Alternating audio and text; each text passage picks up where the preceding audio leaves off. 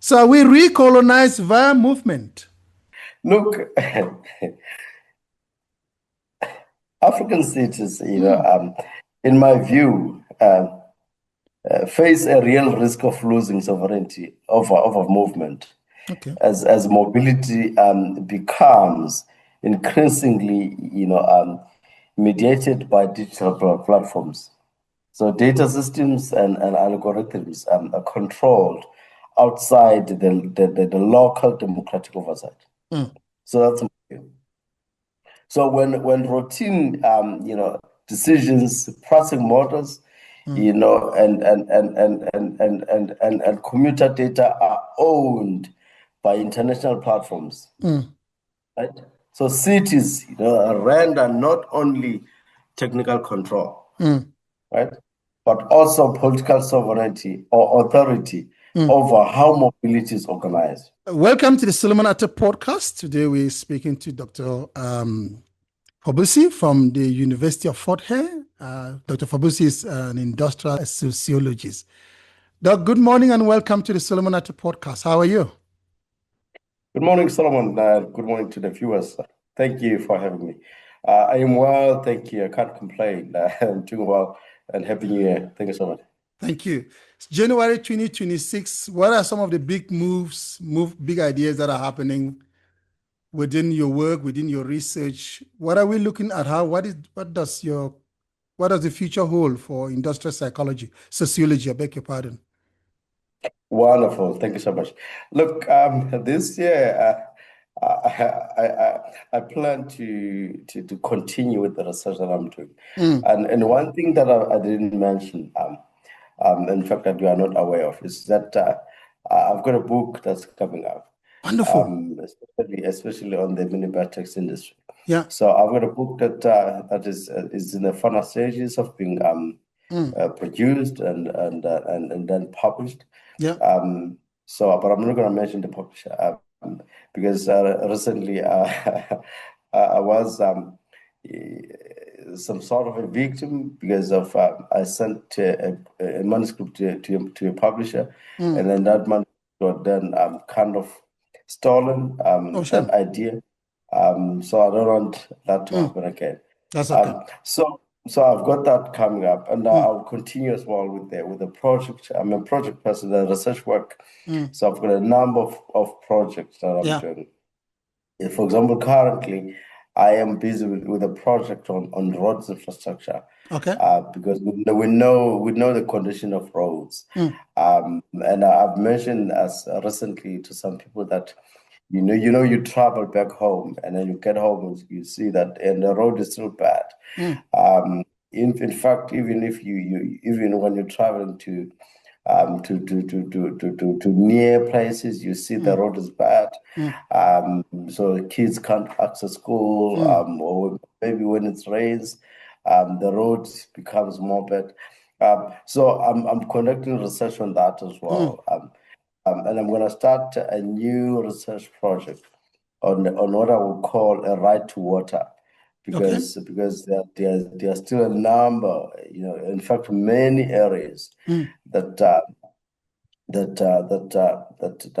continue to have no access to water, especially the rural areas of the former Transkei, and the peri-urban areas as well. So that's some of the ideas that I'll be doing, this coming year.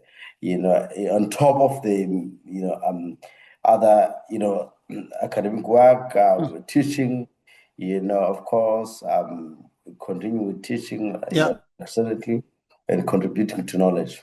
Absolutely. Thanks so much. Absolutely. So, Doc, let's get into it. So, who owns movement? Is not just a metaphor. In South African cities today, who actually controls how people move? The state, private capital, platform companies, or informal labor system like the taxi industry that we understand is at the center of moving quite a few people daily. Right. Thank you, Solomon. That's a very interesting question. Look, the ownership of movement in South African cities, and especially as well rural areas, is best understood, as fragmented, right? And contested, rather than singular. So it's not a singular, it's not understood in a singular platform. It's very much contested and fragmented. Of course, formally we know that the state claims authority, through regulation, right? Licensing and infrastructure planning. That yet it lacks full control, over how people actually move on a daily basis, right? So obviously, in terms of how whether the people move using a private transport, or using a bus, or using a bus taxi or a shuttle. So the state does not have control on that, though it regulates in terms of how people are to move. The private capital that owns and manages, certain infrastructures, such as rail networks, and user access, often without a deep accountability, right? To local conditions. So at the same time, informal labor systems, and this in relation to the minibus taxi industry. Most notable, especially in that industry, exercise what I would call de facto, control over urban mobility, right? By moving the majority of working class commuters, and I'm sure you would know that the industry moves about 75% of the commuters. So it controls, the public sector in that regard. So this control is then, practical, right, rather than legal. So rooted in root knowledge, and labor organization and responsiveness to community needs, right? So the industry actually can go to the deep to the areas where the buses can't go. Especially in your township areas, where it's actually dropping people near to their location, right? So it's close to the people. So therefore, ownership, what you call ownership, that is not merely about property, right, or policy, but about power, right? So who decides where people can go, right? And at what cost, and under what conditions, right? And with what risks, right? So South African cities reveal that movement is governed, through overlapping authorities, where labor often carries responsibility, without recognition, while capital, the state, retain legitimacy without fully delivering mobility justice. Right. So you have that condition. You have that kind of an atmosphere where actually the workers, the labor, the owners of the means of productions as well, control how actually the industry has to operate. If we speak about the minibus industry, and then we have the labor as well, the workers actually obeying what those who own the means of production say must be done. Thank you so much, sir. Doc, perhaps you just want to step back and just walk our audience through briefly around industrial sociology so that it can provide us some grounding in terms of how we understand your research. Right. Thank you so much, sir. Look, so it's industrial sociology, right? Yes. So my research centers around the working conditions, the labor issues, and in fact the labor process, to understand how work is organized, right? How do workers make meaning of what they do? I see. Right. and especially, when I started this, it was over 10 years ago. Yeah. When I was studying my master's degree at Rhodes University. Yeah. And right then I centered around the labor process issues. Okay. So to understand how workers organize and to bring up the issues of formality, the formalization of the industry, and the informalization as well. And right then I discovered that in actual fact, so the industry exists within the continuum of formalization. So on one end, there's formalization and then there's informalization as well. So it connects the formal sector and the informal sector in such a way that it moves while it's structurally situated in the informal sector. Yeah. So it moves commuters from the informal sector to the formal sector. Into the formal. So creating those linkages. So that's how my work is structured within the industrial sociology. And of course, not only within that, but also to understand how people make meaning within their daily lives. How do they make meaning? How do people, survive, within the conditions that they are subjected to. For example, recently I completed a project on school infrastructure. Because we know for a fact that there are some learners that are still subjected to using pit latrines, and now what we discovered through that project is that in actual fact the realization of what I would call quality basic education is still a long way to go. So there's still more to be done, and my interest as well in terms of actually, the project that I just spoke to you about earlier, about the road infrastructure, to understand how people, are experiencing, the challenges of poor roads. Yes. How does that affect them in terms of accessing other services, being able to reach to school or being able to reach to their places of work? Yes. How does potholes, for example, the fact that there's potholes, the fact that there's bad gravel roads, how does that affect them? And the fact that there's no water, for example, how does that affect them?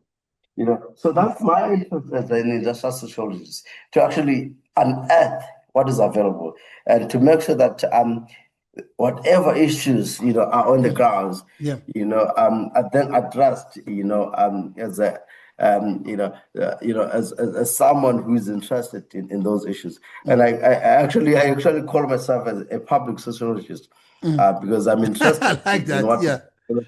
in what.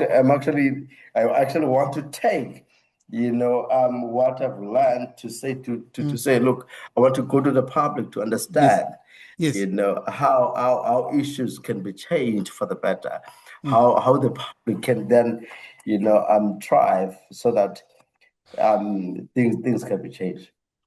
Thank you. Earlier on, when you were trying to respond to my very initial question, you mentioned something around mobility justice.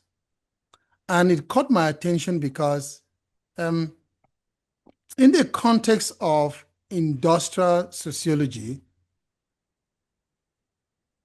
this might be interesting to our audience and even to yourself. What do you actually mean by mobility justice?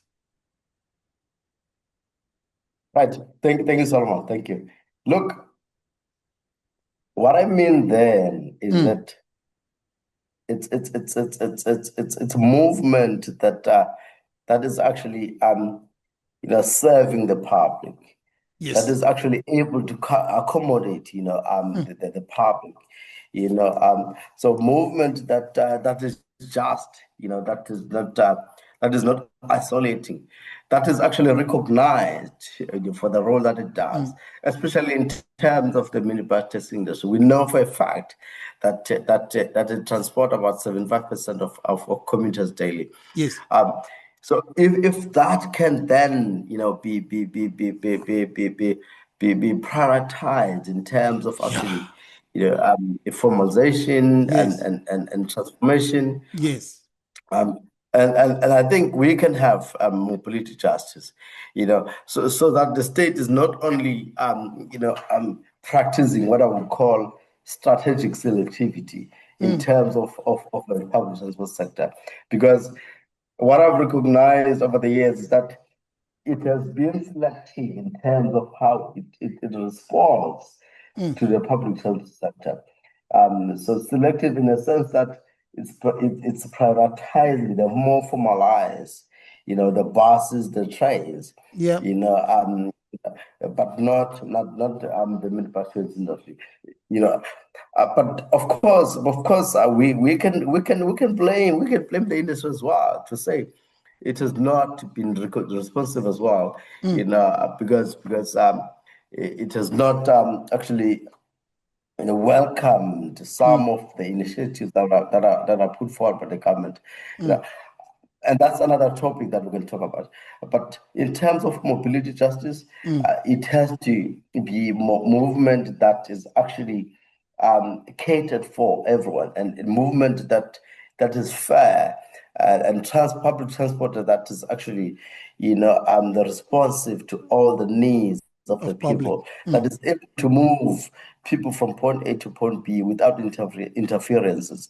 And interferences doesn't have to be someone actually stopping you, but it can be a poor roads. Correct. It can be a very poor roads that actually is going to interfere people from moving from point A to point B.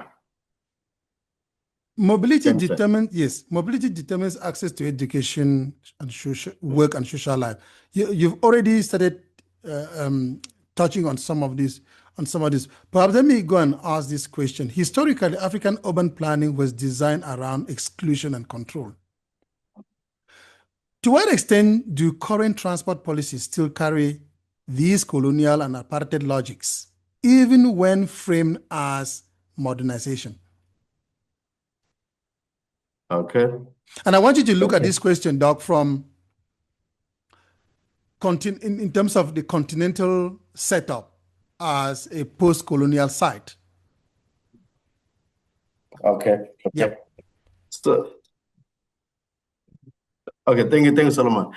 Now, if we look at the current transport sector, the planning that is, I would say the contemporary transport policies continue to carry, colonial and apartheid logistics or logics, if I may put it that way, even when framed in the language of efficiency, sustainability, or modernization. Right? So historical urban planning, we know for a fact that in South Africa, was designed to control movement. So that's how it was designed. Separate populations, right? And enforce racialized labor flows. Right? So that's why you see that there's urban areas, there's informal sector, far, distant away from the city center. And that's why you see that you've got our rural areas that are very far, of course. So while legal segregation ended, right? Yes. So while the legal segregation has ended, right, special patterns remain largely intact. Almost reinforced by the fact that mobility is now negotiated between the periphery, the semi-periphery, and the urban. Exactly. So long distance commuting, right, from peripheral townships, persist, right? They still remain, right? And transport planning often prioritizing corridors, than integrated, public transport. Right? So surveillance, licensing regimes, and displacement of informal, operators frequently mirror colonial anxieties, right? So about the state, the current condition. So modern infrastructure projects, Yes. May improve the mobility for some. That's my view, right? Right.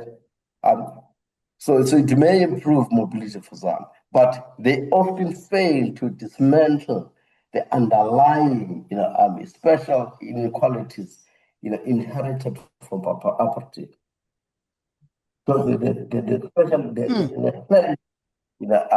So so as a result, the policy reproduces, exclusion through technocratic language, masking political decisions as neutral planning.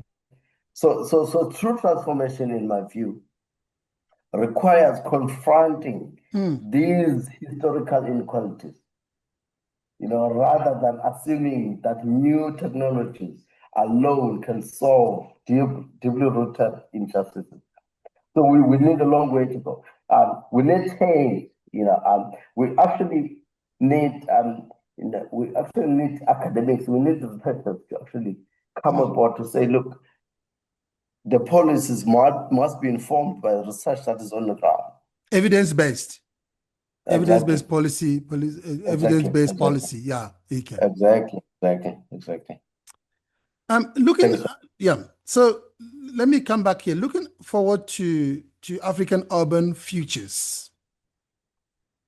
I'm still going to come back, Doc, to I want to see that you've almost teased out some really strong linkages between mobility justice and structural peripheral spatial mobility struggles. And I think there are some anxieties there. But let's keep that aside for the moment and just can imagine urban futures. What would a mobility system centered on workers, commuters, and dignity actually look like, rather than efficiency and profit? Perhaps when you look at this question, it might then start to satisfy that linkages that I mentioned earlier around mobility justice and the anxieties around peripheral and urban commuting.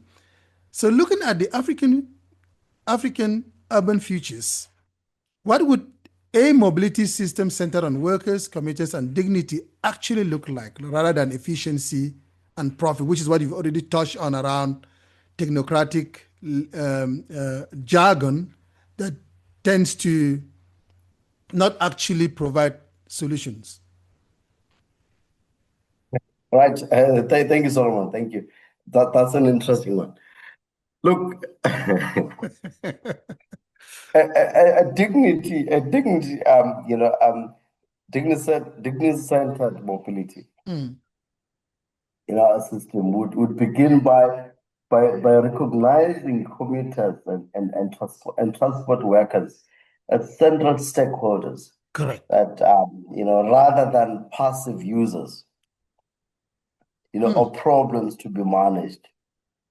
Right? So they are stakeholders. They're actually they're people that we work with. They're not they're not just passive, workers, of the industry or any stakeholder for that matter. So it would prioritize affordability. Okay. Right? Safety, reliability, and reasonable travel times as fundamental social rights.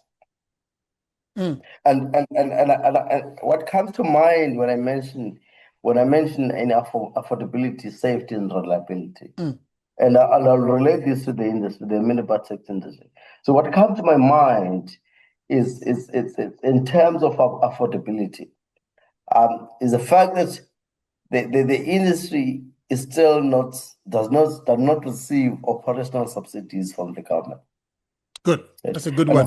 of course, we can't run away from the fact that the industry cannot be subsidized if it's not formalized, because there's no accounting system.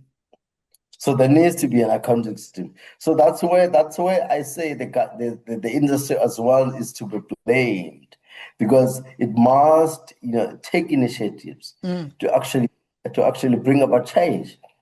Okay. Whether it's in terms of forming cooperatives, coming together to say, look, let's form cooperatives that we can all be registered to.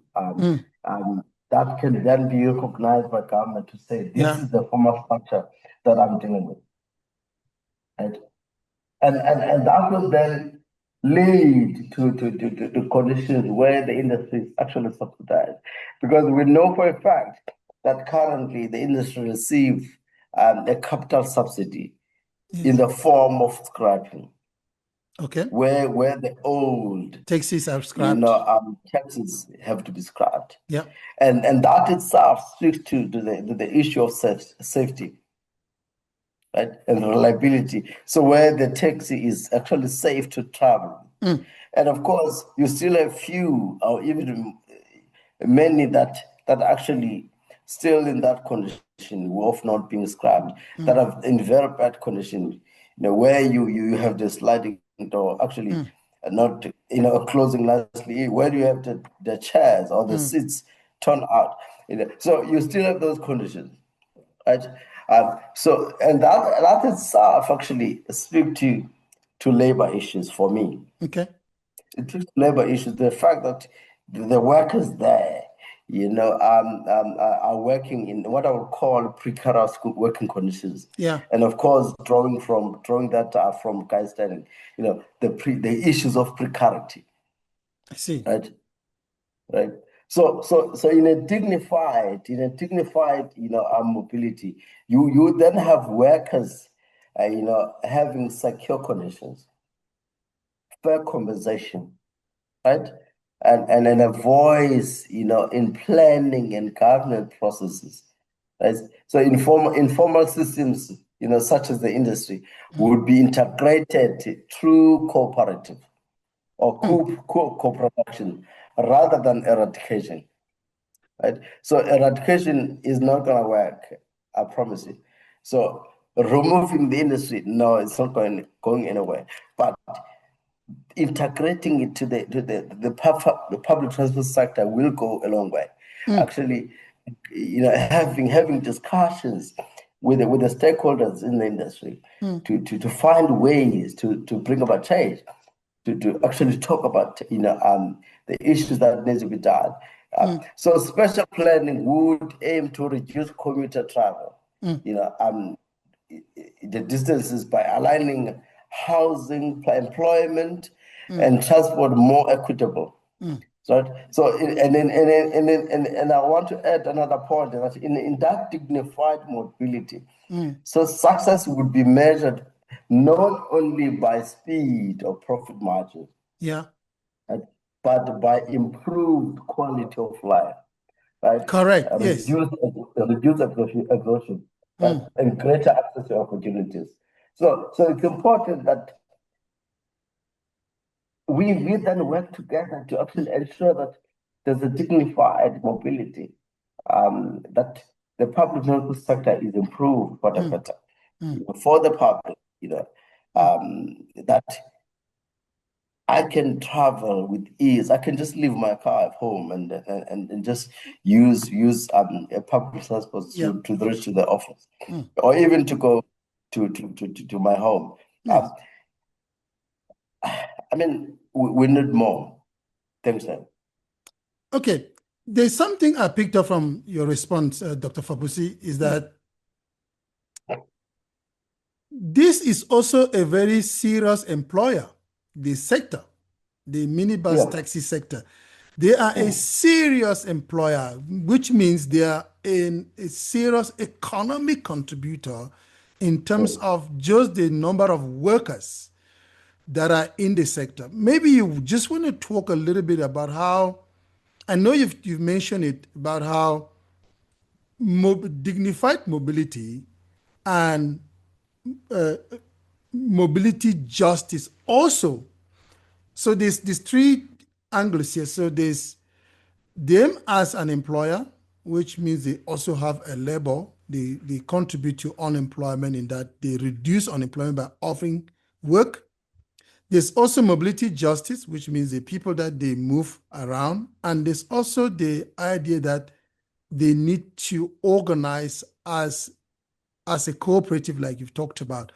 You just want to link these three together and show me or show our audiences how, when this is really achieved, how that will drastically improve conditions or lived experiences within the sector. We know for a fact that the majority of workers in the industry, so the drivers, the queue marshals or taxi marshals, we know for a fact that they don't have employment contract. Right? Oh. So they're just employed informally. So one taxi owner would say, look, please come drive for me. And I'll pay you this much. Right? Based on how much you make per day, how much you generate per day. So that's in terms of the taxi drivers. So with that we know for a fact. And we know for a fact that if one taxi driver, does not follow what the taxi owner requires, that person can then be fired the following day. That we know for a fact. Okay. Right. So and that I think that's precarity. Yes. In terms of guys selling. So and in terms of myself as well. So that's precarity, that's labor precarity. Correct. So that's the condition that they have to face, each day. And that needs to be changed. And for that to then change, we need actually a fair mobility. We need a changed system. And that system can only be implemented, by the government and the industry working together. And especially in terms of fair labor processes, the industry, the taxi owners, right, should actually take ownership to say, look, we must actually do things for the better. And of course, for them to do things for the better, they will need to work together with the government. And the government, we will actually need to make sure that it organizes, sessions where it actually trains. Yes. Where it actually trains, the stakeholder, where it actually trains the taxi owners in terms of how to change, for the fair labor processes, and actually in terms of actually how to form taxi cooperatives if the industry is willing to do so, or in terms of how to actually be formalized, yes, for the better, so that the industry can then be subsidized, and so in doing so, then ensuring that there's actually a dignified mobility, that people then can travel, in a minibus taxi that they can trust, that is actually in a good condition, that is actually making sure that there's justice, for the broader community. So, and I think we can go, very far if we do that. If we ensure that there's a good mobility, there's a good public transport sector, that there's good linkages, there's an integrated public transport sector. Let me put it that way. So we can go a very long way. Right, and to ensure that there's that integrated public sector, so it needs various stakeholders working together. It needs people, it needs our stakeholders, working together to say, look, this current system is not working for us. this current system is what is leading, to a number of tax violence, the killing that's happening. That's widely reported, right? Where there's hitmen hired, which is unacceptable, because that's human rights violation, according to me. That's human rights violation. That's a violation of human rights, because you can't have someone killed just because that person is operating on a particular route, and actually that's a topic for another day. Yeah. That itself will need to be taken out and considered. Thanks so much. Dr. Fobosi, let's now look into the continent. Okay, so quite a few centers around the continent, some cities, a lot of cities around the continent are now really accessing urban mobility and mobility in general from platforms. So across the continent, urban mobility is increasingly shaped by platforms, apps, and data. Are African cities at risk of losing sovereignty over movement to digital intermediaries, or can technology be repurposed to strengthen local control? So are we recolonized via movement? Right. Thank you so much, Solomon. Thank you so much. Look, African cities, in my view, face a real risk of losing sovereignty over movement, as mobility becomes increasingly, mediated by digital platforms. So data systems and algorithms are controlled outside the local democratic oversight. So that's my view. So when routine decisions, pricing models, and commuter data are owned by international platforms, right? So cities render not only technical control, right, but also political sovereignty or authority over how mobility is organized, right? So which means sovereignty has been taken out, right? So this can, in my view, weaken workers, or weaken local labor power, right? Yes. And undermine public accountability, and extract a value from already precarious urban economies. Right? However, this outcome, rather, in my view, is not inevitable. Right? So technology is not inherently extractive. Its effect depends on ownership and governance. Correct. Right? Yes. Ownership and governance. Correct. Right? So African cities have the opportunity to repurpose, right, digital tools in ways that strengthen local control, right? And maintain sovereignty. Yes, exactly. So through, for example, municipality owned platforms, cooperative taxi technologies that we just spoke about. Absolutely. Right? So that they own those technologies. They produce technologies that actually speak to their own interests. Or public data infrastructures, that prioritizes social outcomes over profit. So then, when digital systems are designed, with workers and commuters rather than investors in mind, right? They can enhance, in my view, safety, efficiency, and planning without dispossession. Right? So they can empower. Without again speak to the dignified mobility. They can empower, commuters. They can empower, workers to actually understand, how this is done. So the critical issue, therefore, is not whether, African cities, adopt technology, but whose interest that technology serves, right? And who controls the knowledge that it produces. And whose interest does it serve?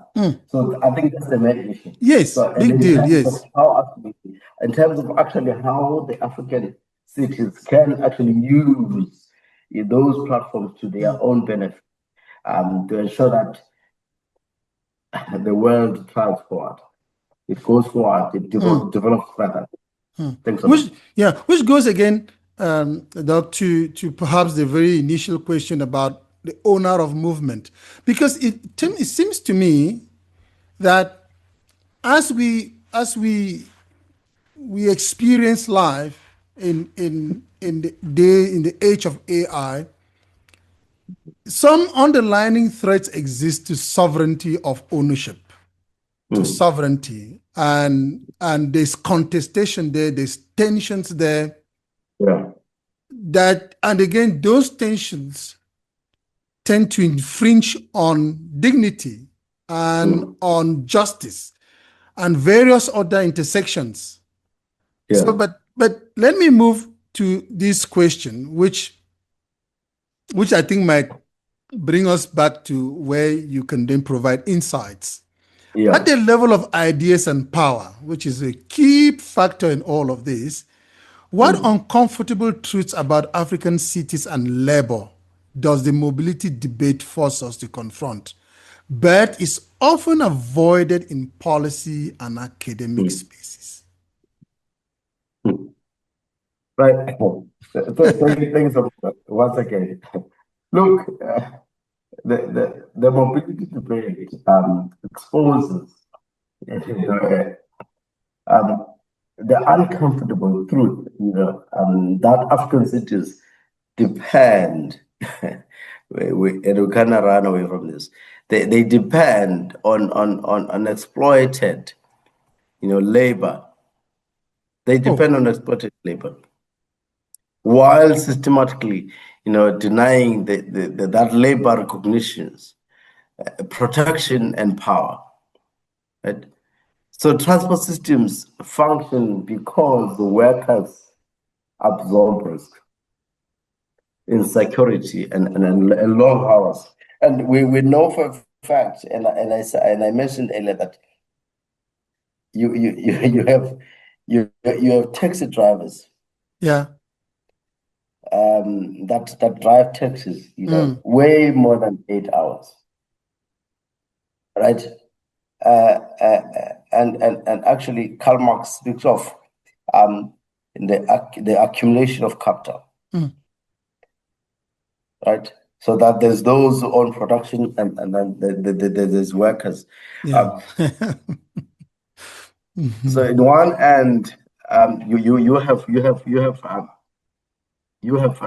the taxi drivers that have to drive as fast as possible, that have to make as many trips as they can. Yeah. To generate, income, to generate revenue. And then they actually say, look, they give to the taxi owner to say, look, this is how much I've generated today. And of course, if we have to be honest, within that system, where the taxi owners do not have employment contracts, where they don't have the benefits, the employment benefits that we have in the informal sector. Yes. Within that system, you have the drivers, most drivers, are resorting to what I've called in some papers, the silent protest. I see. Silent protest. Yes. And in the form of Imali Sogisi, and that sucks money. And such that within the money that they generate per day, yes, they then hide some of it within their socks to say, I'll keep this for myself. For myself. which is a big deal in terms of how much that can affect the owner, the vehicle, Yeah. etc., and also even the safety of the commuters themselves, because he has now to rush more than he could Mm. have. Fines, this whole lot of, and I see where you locate Mm. your idea, the concept of precarity in Yeah, yeah, the yeah, yeah, whole, yeah, yeah. exactly. And in actual fact, some owners have complained about this, Mm, and and I think um, to change all of that, and that goes back to what I said earlier. It requires the state, and the industry working together to bring about yes. change. Right. So that's one of the uncomfortable truths that for the mobility Mm, to work, for the people to move from point A to mm, point B, it requires the exploited taxi drivers, mm, unfortunately, because they must work. They must, and one of the things that the people don't understand, mm. especially those who own private cars, would say, would shout at taxi drivers who say, Yeah, "Why would you drive like this? yeah. Why do you stop anyway?" And one of the things that taxi drivers have to endure is that they must drive as fast as possible because they are chasing a target. Well, I'm not saying that's acceptable because they must obey the Mm, rules of the road. yes. Um, so they must drive as fast as possible to because they're chasing targets, and and they're just stopping anywhere because the commuter would say, "Please stop for me," or maybe say after robots or whatever, Yes. um, because they're obeying the commuter The customer, so to speak. exactly the customer. So that's how these things work. So that's one of the tools that people don't understand Mm. um, about the African mobility. So that's how it is. We kind of run away from, and unfortunately, it's going to be like that for a while until there's an agreement to change things for the better. Dr. Fobosi, thank you. This has been quite enlightening in terms of the way that you've really explained some of the research that you do in industrial sociology. But I just want you to look at areas that remain intriguing, remain of interest, remain of urgent interest, and then how this links to policy. What areas are increasingly keeping you awake at night? How urgent are they? Right. Thank you so much. Thank you so much, Salama. Look,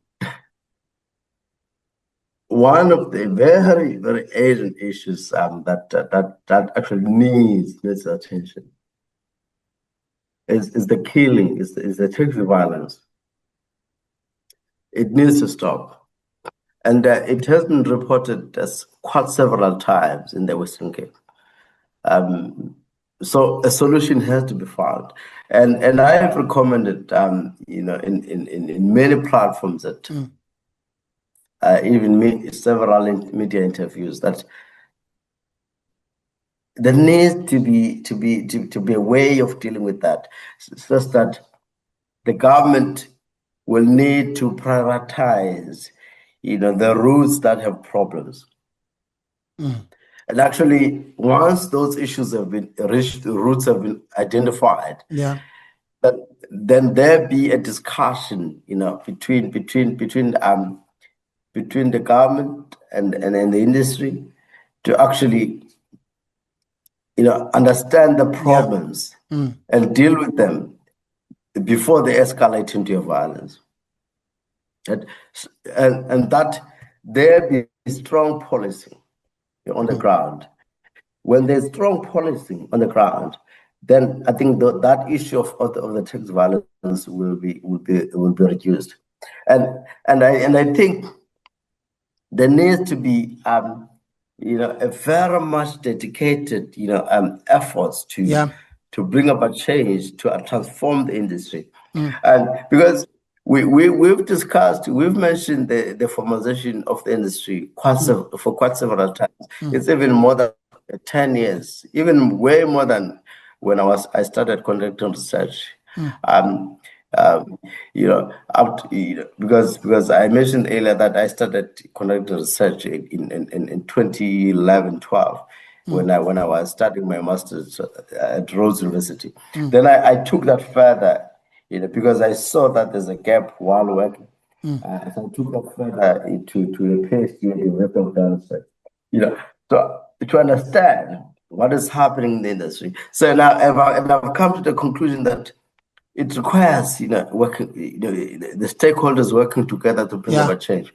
Another issue that keeps me, awake is the issue of the poor roads, and I mentioned this earlier, that and that does not only affect the public transport sector, it affects those who own private cars, right? Because I mean, when you hit a pothole, you say, "Ish, yes, Might even get a bill from the tire man. Exactly. Yeah. Exactly.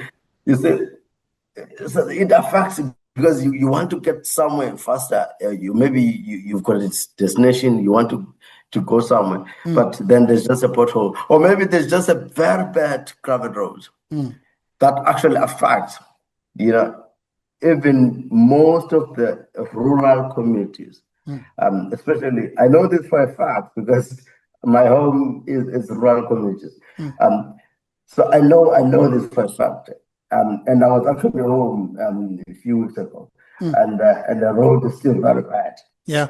The gravel road is still very bad. So that's one of the things that actually keeps me awake, to actually ensure that that is transformed, to ensure that the communities are actually, very much developed. Yeah. They exercise their rights to education fairly, and it's actually a very much improved mobility. Once there's that, I promise you have a good sleep.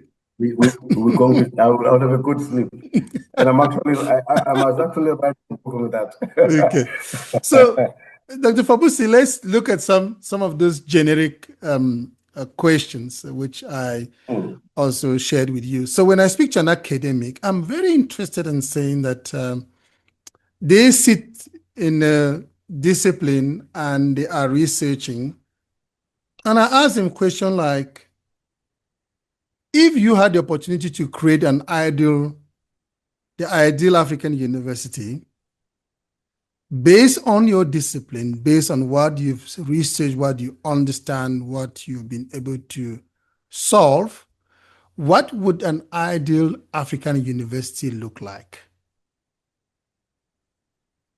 All right.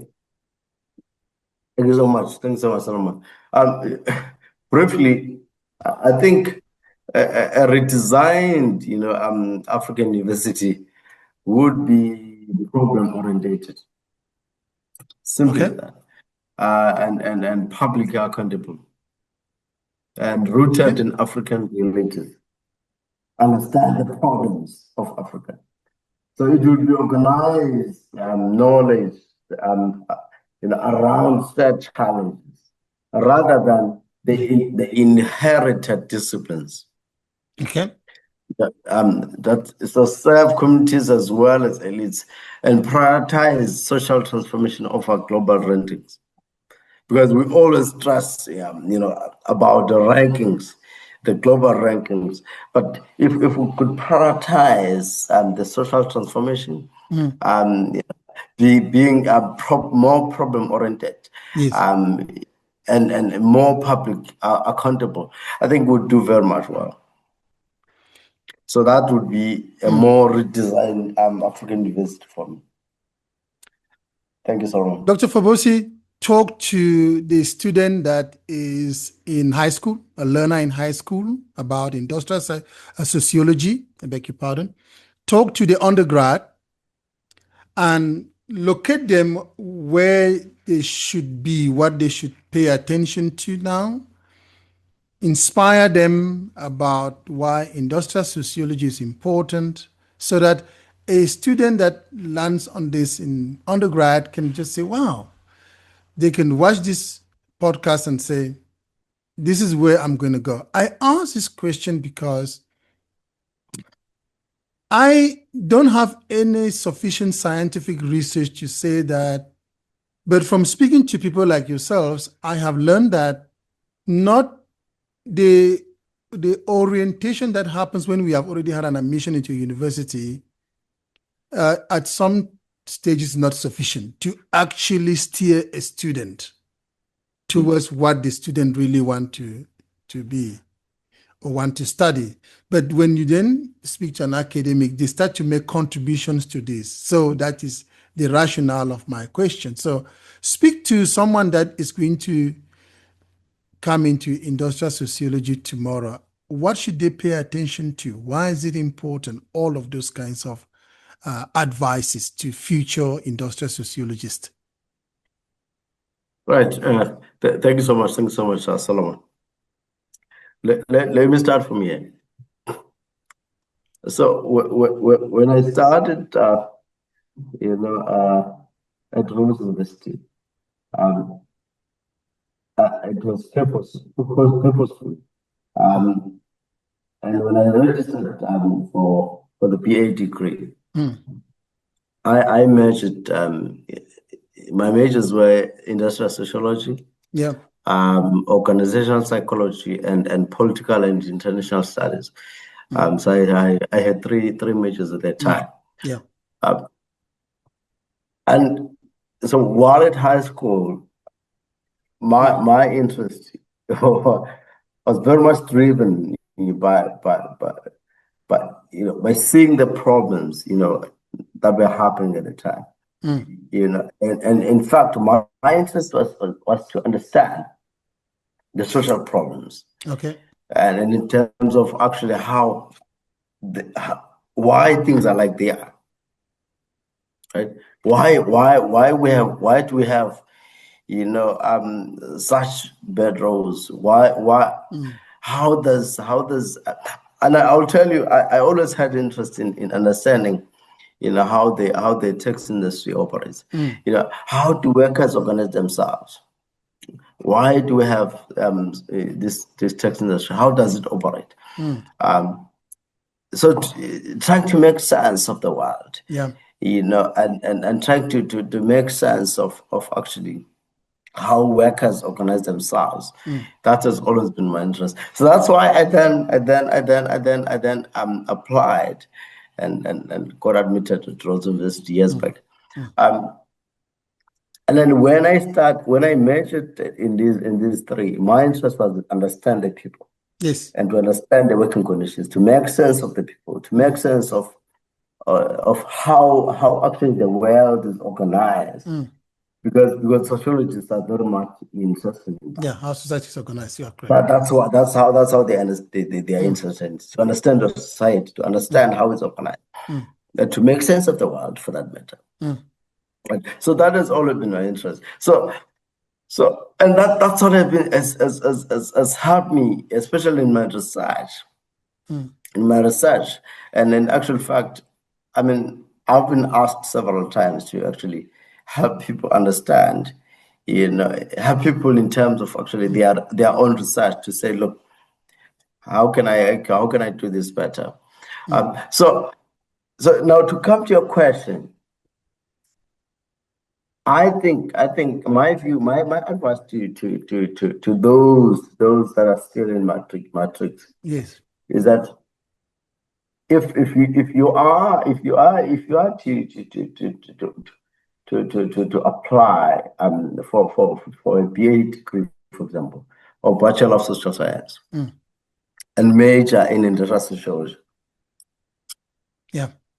And I will encourage students to actually be very more interested, because if they are to do that, they should have a very much interest in the issues that are happening in the ground. I mean, there's many issues. There's several issues.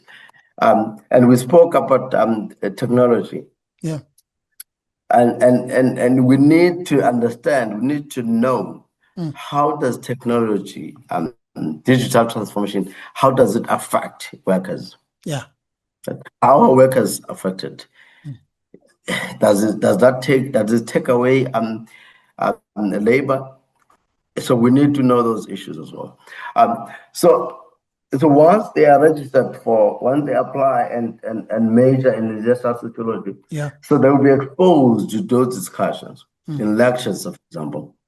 And I know for a fact that lecturers will prioritize this, that there be a good understanding of labor issues on the ground, and actually there be good understanding of what is happening in the world, and such that learners or students are then equipped in terms of their knowledge, that they are equipped in terms of how they're going to change the world. Because I promise you, the world needs thinkers, needs people that can think. And that's what sociology gives you. Thank you. That's what industrial sociology gives you. It gives you that power to actually change the world, to actually advise in terms of what can be done to change the world, in terms of actually understand the issues that affect workers, not just yourself. You're not just concerned with yourself, but you're concerned about the general public. You're concerned about changing the world, right? So I would encourage learners to consider industrial sociology on those grounds. How would you sum up all the things we've talked about, Dr. Fobosi? Well, one quote that comes to mind is by Nelson Mandela, is that education is the power that you can use to change the world.